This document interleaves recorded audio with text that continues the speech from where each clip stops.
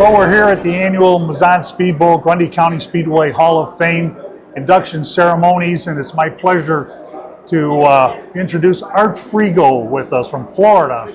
Now a resident of Florida, Art Frigo was the founder of Artco Racing along with John McCarnes back in 1975, and they brought super late model racing here to the Grundy County Speedway as far as the stars and cars are concerned. All the Chicago greats and the Dick Trickles and Tom Refners of the world. There was some great racing back in those Artco days, and I welcome you, Art. It's great to see you. Stan. Tell us a little bit about how all that came about in 1975. Well, it's an interesting story because I had little or no knowledge of stock car racing.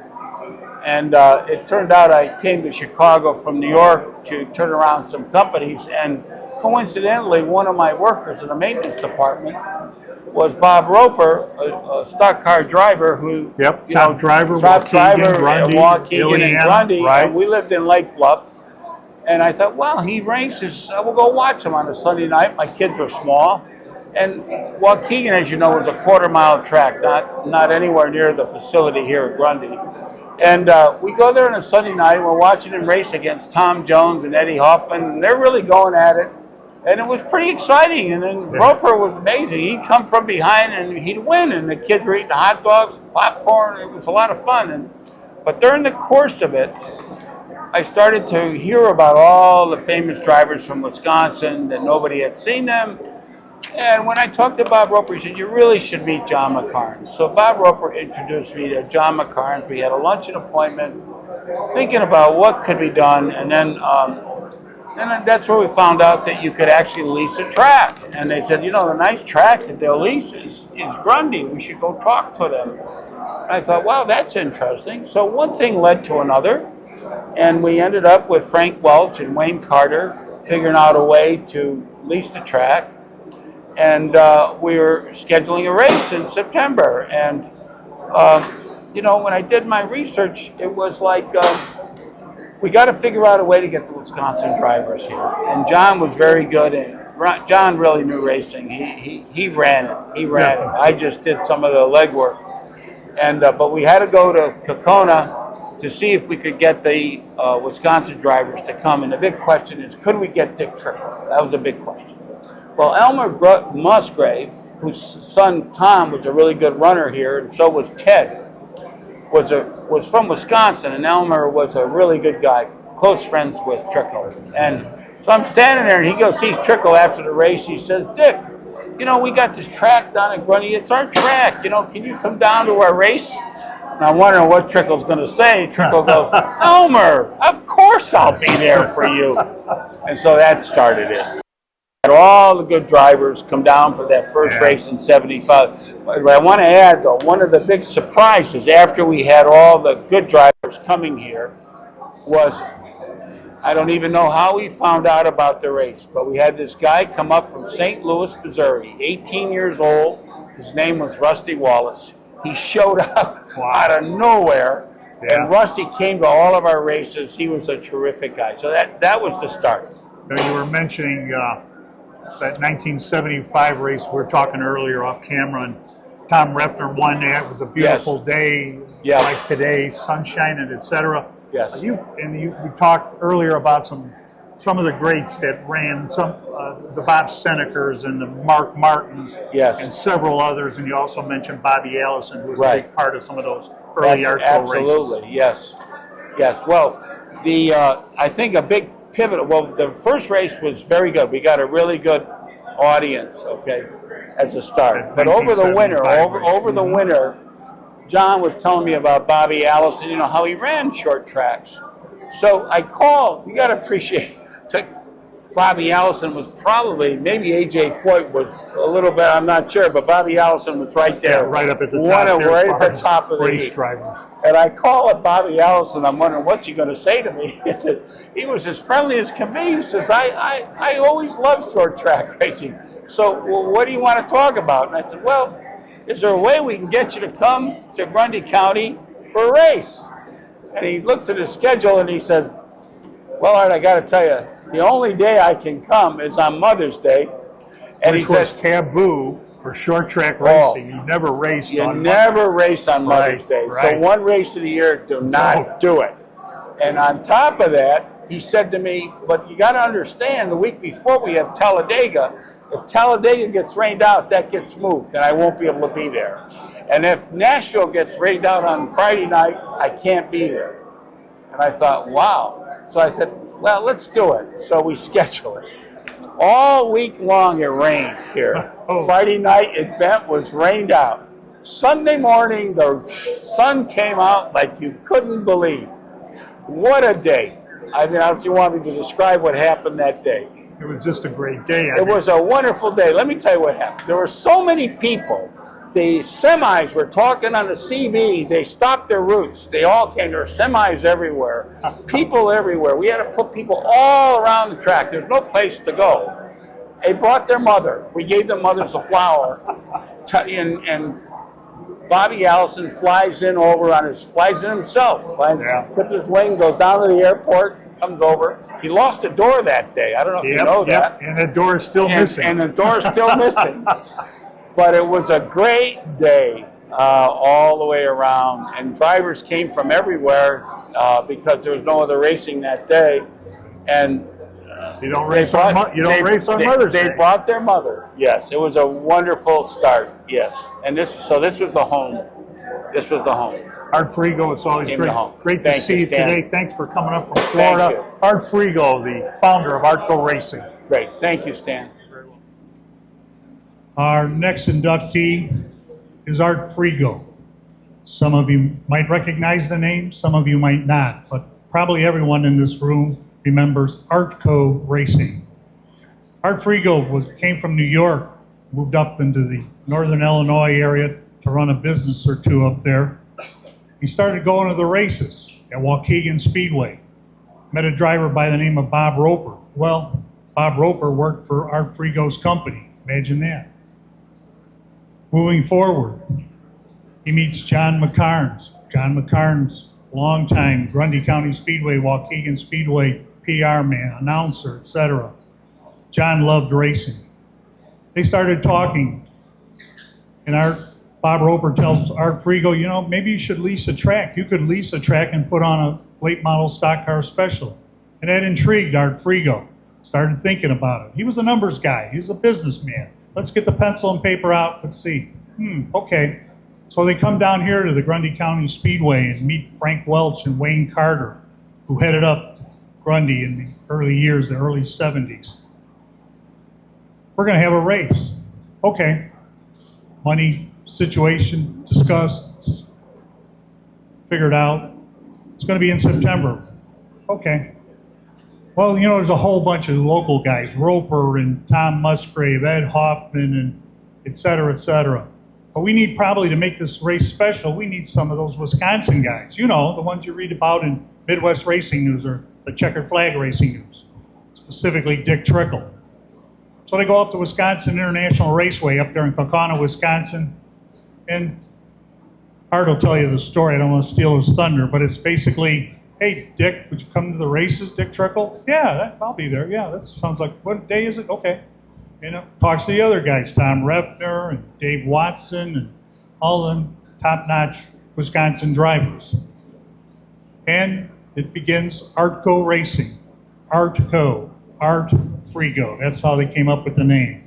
I worked for John McCarnes on the Artco circuit as a PR guy, and people would ask me, what does Artco mean? You know, is it American Racing Top GO? I don't, go. No, it's the gentleman's part of his name, Art Frigo. So on this August day of 2024, it's my privilege to induct Art Frigo into the Mazon Speed Bowl, Grundy County Speedway. Welcome, Art Frigo from the state of Florida. Art, 1975 was a long time ago. Yeah, I was thinking about it. It's almost 50 years. But Stan, did everybody notice that Stan is talking up here without notes? Isn't that incredible? The way he remembered everybody and pulled it out? Stan, that's impressive. But it brings me to say a couple things that I think are important, because I was thinking I'm coming back. It's been a long time. There's been a lot of great memories here. big memories that I never expected in my life, trust me.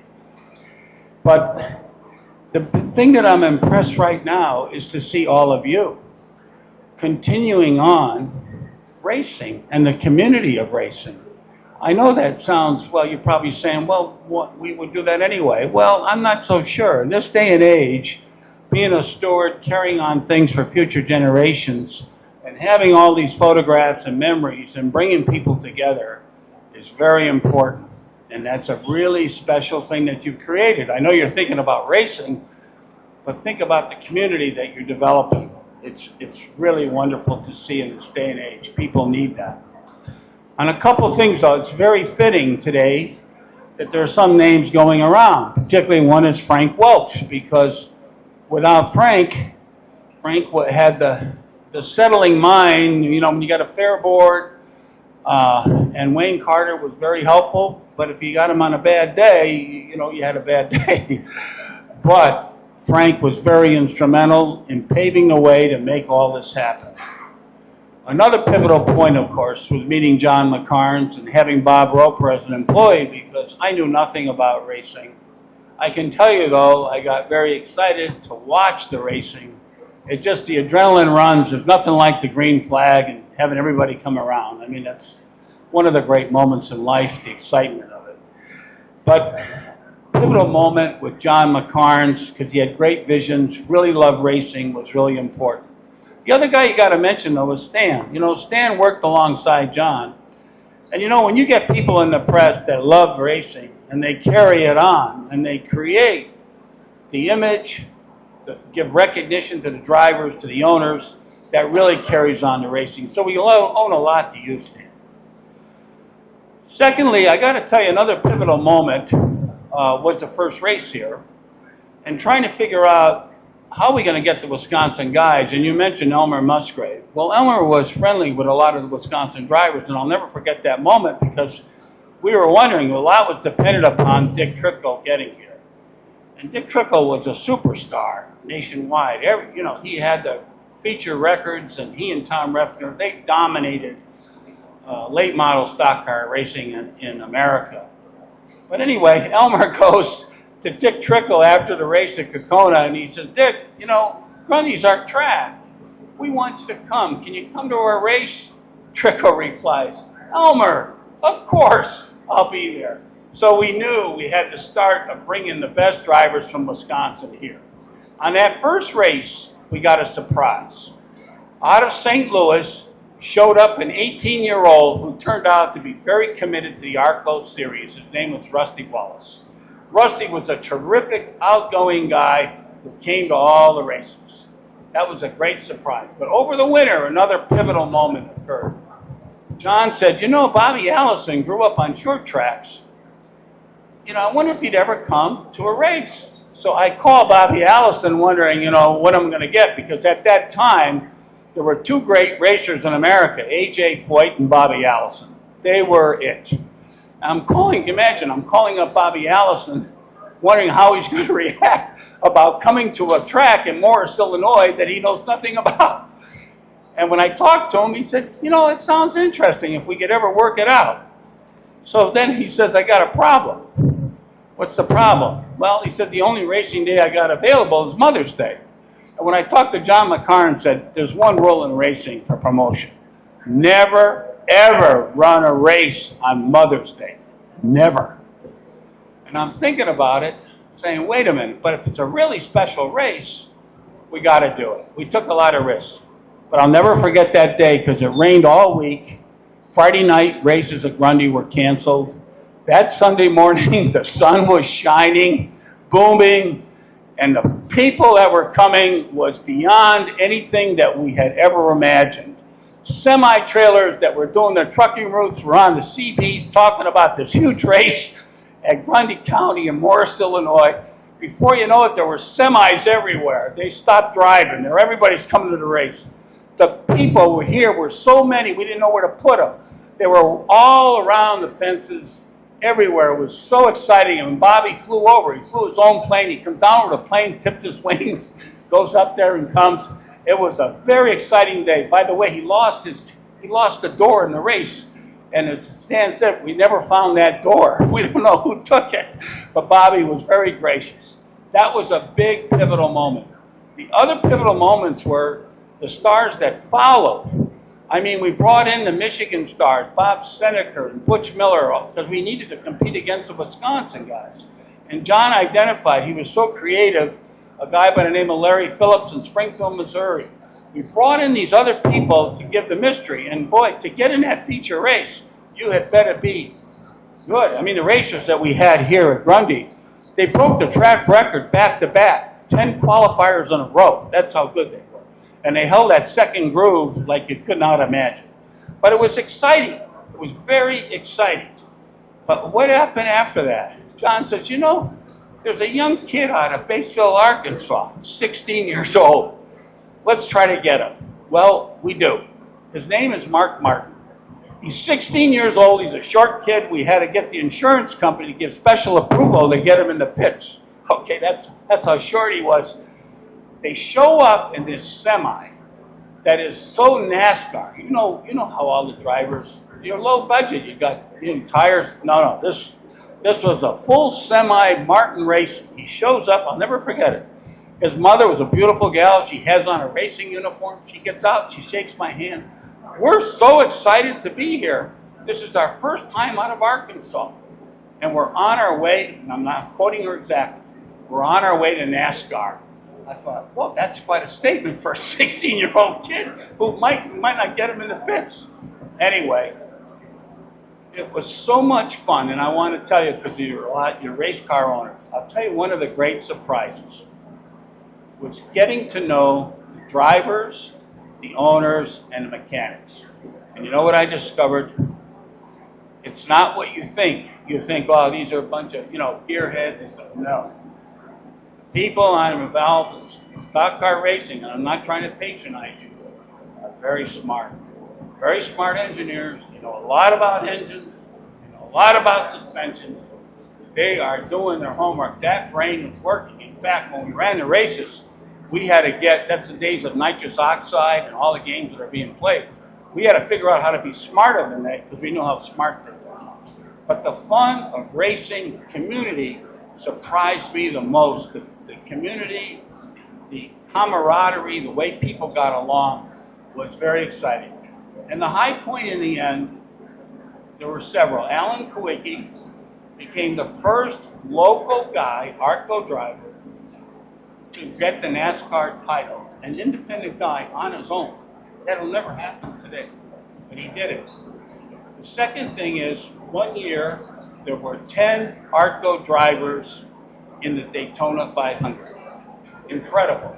But I can tell you what we should all be proud of, and why I wanted to be here today, because this is the home of ARTCO racing.